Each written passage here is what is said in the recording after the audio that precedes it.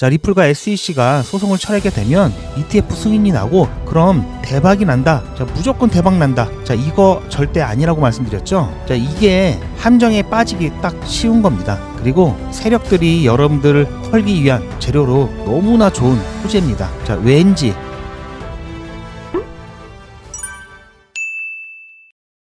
제가 얼마 전에 올려드린 영상에서 말씀드린 부분인데요. 정말 중요한데 여러분들께서 시청을 많이 못하셔서 제가 이 부분 주말을 맞이해서 좀 특별히 다시 한번 언급을 해드리려고 가지고 나왔고요. 자, 이게 어떤 거와 관련이 있었냐면요. 증권성 논란 재점화 해가지고 오리건주 법무장관이 XRP 포함해서 31종이 증권이다라고 하면서 코인베이스를 상대로 소송을 제기했습니다. 즉 당사자는 법무부인데요. 상대가 코인베이스입니다. XRP가 아니라 코인베이스인데 문제는 자, 이 소송이 제기된 XRP를 포함한 31가지 코인들이 증권이다라고 얘기를 하면서 이 증권을 증권법에 의한 등록을 하지 않고 판매를 했다. 그래서 너네가 잘못됐다. 이렇게 소송을 제기해 왔기 때문에 증권성에 대한 이 논란이 다시 불이 붙었습니다. 자, 이와 굉장히 관련성이 또 깊은데요. 지금 현재 SEC와 리플 소송 같은 경우에는 60일 중단이 된 상태입니다. 서로 얘기해서 60일 중단하겠다. 협의를 위해서 일시 중단하겠다에 대해서 법원은 허락을 해 주었는데요. 자, 그렇다면 리플과 SEC가 소송 철회의 합의가 완전히 끝나고 소송이 처리가 됐다. 그러면 ETF가 승인이 나고 자, 리플 대박이다. 자, 무조건 이렇게 가지는 않습니다. 자, 리플과 SEC가 소송을 처리하게 되면 ETF 승인이 나고 그럼 대박이 난다. 자, 무조건 대박 난다. 자, 이거 절대 아니라고 말씀드렸죠. 자, 이게 함정에 빠지기 딱 쉬운 겁니다. 그리고 세력들이 여러분들을 털기 위한 재료로 너무나 좋은 소재입니다. 자, 왜인지 이 부분 대해서 제가 왜 그런지 이 부분에 대해서 제가 지금부터 설명을 드릴 건데요. 자, 소송 철회. 자, 합의에 의해서 소송이 철회됐다. 자, 이거는 모든 소송 철회가 다 ETF 승인으로 이어지고 자, 이게 대박으로 이어지는 게 아닙니다. 소송 철회가 다 똑같은 소송 철회가 아니라는 얘기입니다. 그게 무슨 얘기냐? 제 영상을 안 보신 분들은 처음 들으실 수 있겠는데요. 자, 오리건주 법무장관이 코인베이스를 상대로 소송을 제기했던 그 소장의 일부 내용입니다. 여기 보시면 XRP를 비롯한 31개의 이 가상화폐들이 증권이다라는 취지로 제기를 했고요. 자, 이것을 살펴보기 전에 간략하게 미국 사법체계가 어떤 건지 조금 설명을 드릴 건데요. 미국은 연방제죠. 그래서 연방이 있고 주가 있습니다. 따라서 연방에 관련된 것은 연방법원, 주와 관련된 것은 주법원에서 이원화된 시스템으로 사법체계가 이루어지는데요. 이 연방법원 같은 경우에는 헌법 관련 문제라든지 또는 여러 연방에 걸쳐져 있는 그러한 문제들을 주로 다투고 있고요. SEC와 리플과의 소송은 이 연방법원 체계 하에서 진행되고 있습니다. 보시면 여기가 1심, 2심, 3심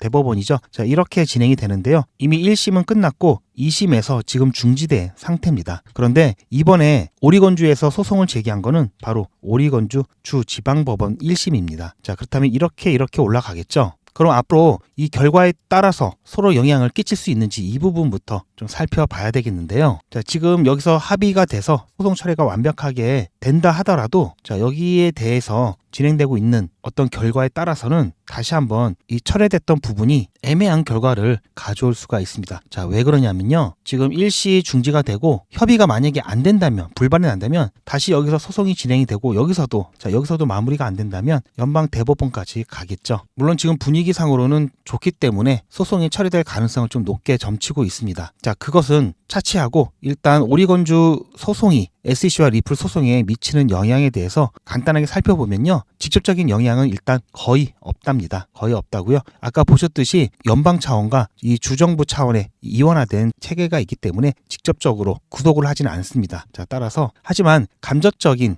영향은 있을 수 있겠죠. 참고사항으로 영향은 있을 수 있습니다. 자, 하지만 이제 대법원까지 모두 올라가게 되면 그때는 이원화된 이 체계 하에서도 통일된 판결을 위해서 서로 고려 가능성이 굉장히 큽니다. 자, 하지만 이거는 좀 희박한 시나리오고요. 굉장히 장기적인 시나리오입니다. 그렇다면 리플과 SEC 소송이 오리건주 소송에 미치는 영향을 좀 봤을 때 이제 반대겠죠. 자, 먼저 리플과 SEC가 먼저 소송을 진행했었죠. 선례 효과가 있을 겁니다. 그리고 이 증권성 여부를 판단하는 하위 테스트 해석에 대한 부분도 오리건주 소송에 영향을 미칠 건데요. 1심에서 리플과 SEC 소송 관련해서 기관에 판매한 것은 증권성이 있다고 판결을 했었고 자, 일반인에 판매했던 소매 판매는 증권성이 없다라고 판결을 내렸습니다. 자, 이 부분 그대로 오리건주 소송에 적용이 될 가능성이 있겠죠. 따라서 자, SEC와 리플이 합의에 이르지 않고 끝까지 소송을 해서 증권이 아니라는 최종 판결이 나오게 되는 경우에는 당연히 오리건주에서도 이 부분을 차용해서 증권이 아니라고 판단이 나올 수가 있기 때문에 소송을 처리하거나 수정할 가능성이 있습니다. 하지만 XRP에 대한 부분이기 때문에 다른 가상 자산에 대해서는 그대로 유지를 할 수가 있겠죠. 왜냐하면 리플과 SEC 소송에서는 XRP만 이 재판의 대상이 되기 때문에 여기에 대한 판단이 되는 겁니다. 자, 하지만 다른 코인들도 재판을 하게 되면은 결론이 비슷하게 나올 가능성이 굉장히 크기 때문에 굳이 질싸움을 하지 않겠죠. 자, 따라서 코인베이스를 상대로 한 오리건주 소송과 SEC와 리플 소송은 법적으로는 별개지만 실질적으로는 상호 영향을 미칠 가능성은 큽니다. 특히 자, 만약에 SEC와 리플이 합의에 이르지 않고 소송으로 가게 돼서 최종 판결에 먼저 도달한다면 당연히 오리건주 소송에 큰 영향을 미칠 거고요.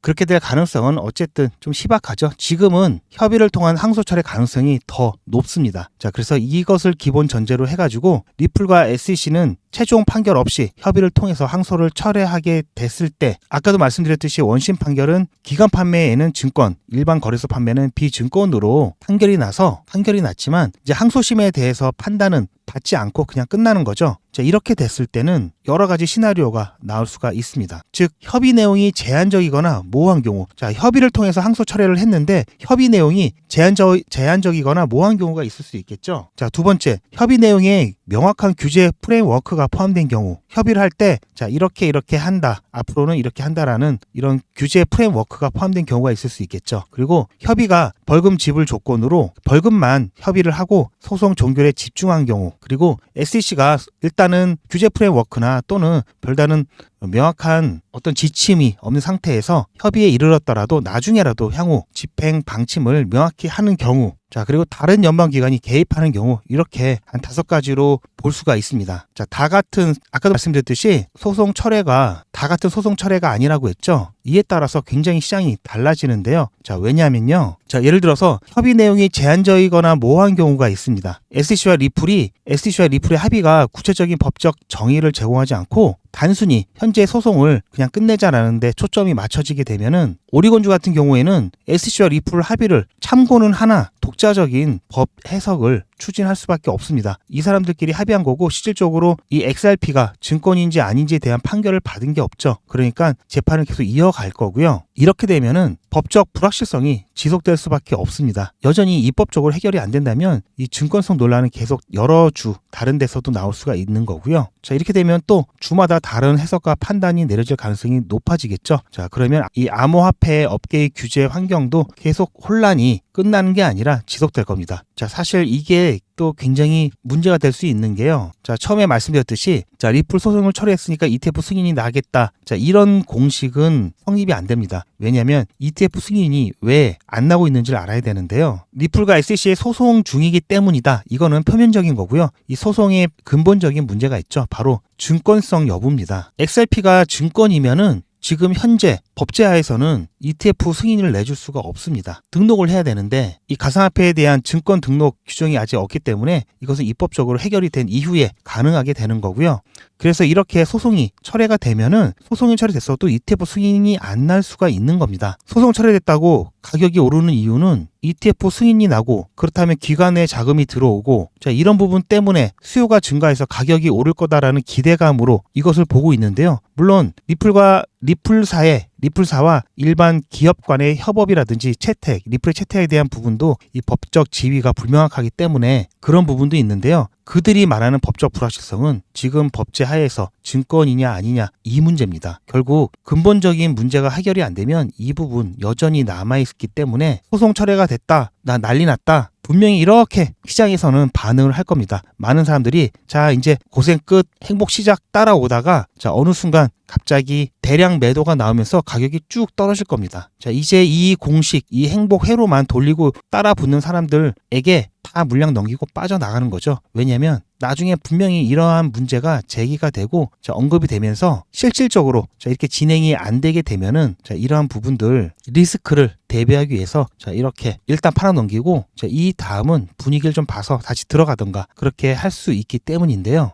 그래서 이거는 이 시나리오는 굉장히 좋지 않은 시나리오입니다. 두 번째 시나리오는 협의에 대한 명확한 규제 프레임워크가 포함된 경우인데요. 이 부분 같은 경우 암호화폐 규제 방향에 대한 구체적인 지침이 포함된다면 이 오리곤주 관련해서도 이 부분을 참고를 해야 되겠죠. 그리고 이러한 지침은 XRP에만 해당되는 것이 아니기 때문에 암호화폐에 대한 이 판단의 틀을 제공합니다. 그렇게 된다면 규제 환경이 일관성이 생기고 이거는 시장 전체 영향을 미치겠죠. 이렇게 되면 시장 전체가 좋아지는 겁니다. XRP만 좋아지는 게 아니라 시장 전체에 대한 호재인 거죠. 이게 가장 협의하는 데 있어서 가장 바람직한 협의 상황인 거고요. 이것도 1번과 좀 비슷한 겁니다. 벌금 지불 조건으로 그냥 소송을 그냥 끝내자라는 집중하게 되면은 예전에 벌금에 대한 부분, 증권법 위반이라고 하는 것에 대한 인정이 되는 거죠. 결국은 리플과 SEC가 합의를 하더라도 다른 주에서 이게 이 합의 내용이 판단의 기준이 되지 않기 때문에 다른 주에서 계속 비슷한 소송이 제기될 거고요.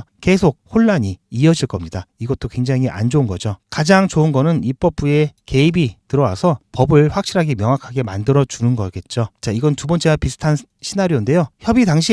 막상 협의 당시에는 뭐 어떤 명확하게 방침을 하지 않았지라도 협의 후에라도 명확하게 방침이 나온다면 이 부분 앞서 바람직한 두 번째 시나리오와 비슷해지는 효과가 있겠죠. 그래서 두 번째 시나리오와 네 번째 시나리오 이 부분처럼 소송 철회가 되어야 합니다. 그리고 그렇게 되는지 우리는 잘 지켜봐야 되겠고요. 그래서 무조건 소송 철회가 끝나는 게 아니라 리플의 갈링하우스도 이러한 부분들을 확실하게 명확하게 하고 협의를 진행을 해야 되기 때문에 사실 지금 협의가 빨리빨리 나오지 않는 부분도 분명히 이런 이유가 있습니다. 그냥 대충 소송만 끝내자라는 게 아니라 이 규제에 대한 부분이 있기 때문에 아직까지도 시간이 꽤 걸리는 것으로 보고 있고요. 제가 봤을 때는 시간은 좀 걸리지만 이렇게 좀 꼼꼼하게 챙길 건 챙기면서 확실하게 협의를 봐야 한다고 보고 있습니다. 이 다섯 번째 시나리오는 이것도 바람직하지 않은 건데요. 이거는 그냥 제가 소통방에 올려드릴 테니까 참고만 하시고요. 크게 의미는 있지는 않습니다. 이게 뭐냐면 SEC와 리플이 합의한 후에 CFTC 상품선물거래위원회죠. 둘이 관할 갖고 싸우고 있는데요. 관할이 겹치는 다른 연방기관이 개입해서 뭔가 또 혼란을 가져올 수 있는 상황도 있을 수 있다 이겁니다.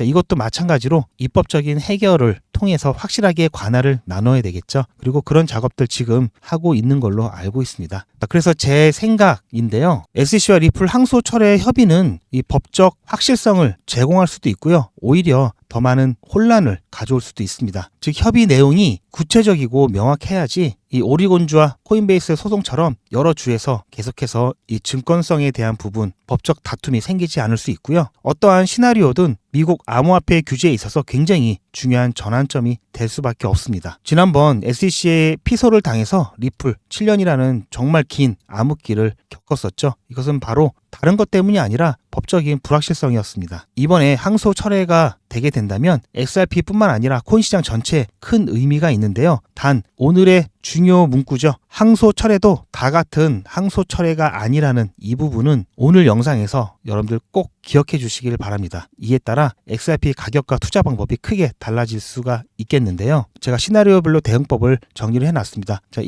시나리오 1이 제일 중요하니까 이걸로 여러분들 낚시를 할 경우가 많기 때문에 이 부분 말씀을 드리고 나머지는 제가 소통방에 올려드릴 테니까요. 소통방에 올려드린 내용 확인하셔서 여러분들 앞으로 있을 수 있는 세력들의 먹이가 되지 않도록 잘 참고하시기 바라고요. 시나리오 1은 협의 내용이 제한적이거나 모호한 경우죠. 분명히 뉴스나 X 이런 SNS에 리플 SEC 소송 종료 난리 났다 이제 달 간다 그런 분명히 나올 겁니다. 그런데 일단 그렇게 되면 시장은 분명히 반응을 할 거고요. 거기에 무조건 따라가시면 안 되고 어떤 내용으로 협의가 되었는지 어떤 내용으로 소송 처리가 되는지 그 부분 반드시 짚고 가셔야 됩니다. 1번 같은 경우가 나왔다. 일단 분할 매수 하셔야 됩니다. 아직까지는 1번 같은 경우가 나왔다. 그럼 분명히 조금은 오를 겁니다. 어쨌든 소송이 끝났다라는 그것 때문에 오르긴 오르는데요. 그래도 여전히 불확실성이 지속이 되기 때문에 상황을 봐서 조금씩 이렇게 분할로 담아가시는 방법을 쓰셔야 되고요. 한꺼번에 들어간다, 이 부분은 절대 안 된다라는 점. 그리고 다른 주의 이제 진행 상황도 봐야 되겠죠. 다른 주에서 소송을 끝까지 진행했는데 증권이 아니다라고 나올 수가 있습니다. 그러면 자, 이렇게 해서라도 판단을 명확하게 받으면 자, 이것 또한 크게 상승할 수 있는 전 시장 전체적인 호재가 될 수 있겠죠. 자, 그리고 이거는 참고만 하시고요. 전체 암호화폐, 비트코인, 이더리움 포함해서 이런 것들 갖고 계시다면 자, 이때 확실해지기 전까지는 15% 이하로 비중을 제한한다. 이거는 일반적인 걸 말씀을 드리는 거고요. 리플 XRP 같은 경우 뭐 30%, 40%까지도 괜찮습니다. 자, 주의해야 될 사항이 굉장히 중요합니다. 합의 발표 직후에는 단기적으로 급등 가능성이 있으나 법적 불확실성에 대한 얘기가 나오면서 굉장히 큰 폭의 조정이 나올 수도 있습니다. 그래서 이러한 부분들 오히려 이걸 알고 있다면 여기서 한번 비중을 줄인 다음에 여기서 다시 비중 늘리면 좋겠죠. 자, 이거는 상황 봐서 저와 함께 같이 제가 문자 드리는 거 보시고 진행하셔도 좋을 것 같습니다. 자, 일단은 좀 얘기가 길어져서 뒤에 나오는 시나리오 같은 경우는 여러분들 따로 참고를 해 보시기 바라고요. 자, 시나리오 2가 굉장히 좋은 거죠. 자, 이게 돼야지 자, 장기 보유의 근거가 명확해지는 거고요. 포트폴리오도 확실히 높아졌죠. 자, 저는 이렇게 되면은 자, 4에서 50% 이상까지 추천을 드립니다. 자, 이건 일반적인 비트코인이나 이런 거를 봤을 때 말씀을 드리는 거고요. 제가 요즘 또 최근에 또 강조드리는 부분이 있는데요.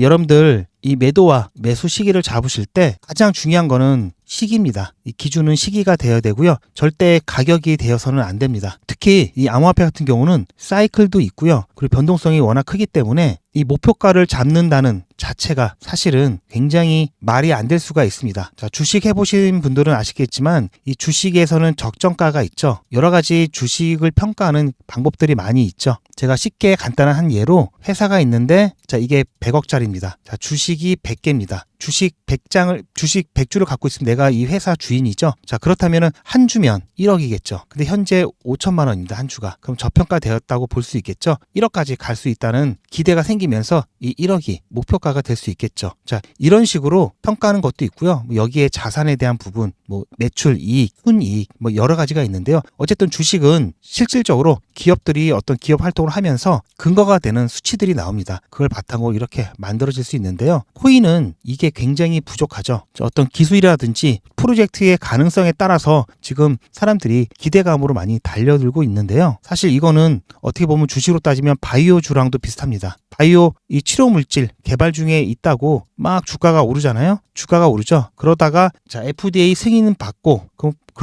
그러면 또 한참 오르죠. 매출까지 너무 좋다. 더 오르죠. 하지만 이 FDA 승인 받는 것도 굉장히 어렵죠. 최종까지 통과되는 확률도 굉장히 낮고요. 중간중간에 실패하고 FDA 승인이 나와서 좋다고 있는데 경쟁 업체의 약물이 더 좋아서 꺾일 수도 있고 굉장히 위험합니다. 거의 이제 자, 이런 게 약간 바이오 주식의 코인이랑 좀 비슷하다고 보고 있는데요. 자, 이거 목표가 의미 없죠. 그래도 이 목표가 바이오 주식은 그래도 나중에 실질적으로 판매가 됐을 때 약물 한 개당 곱하기 판매가 얼마, 그래서 매출 얼마, 순이익 얼마, 이걸 기준으로도 잡습니다. 자, 이런 거라도 있는데 코인은 그런 게 별로 없죠.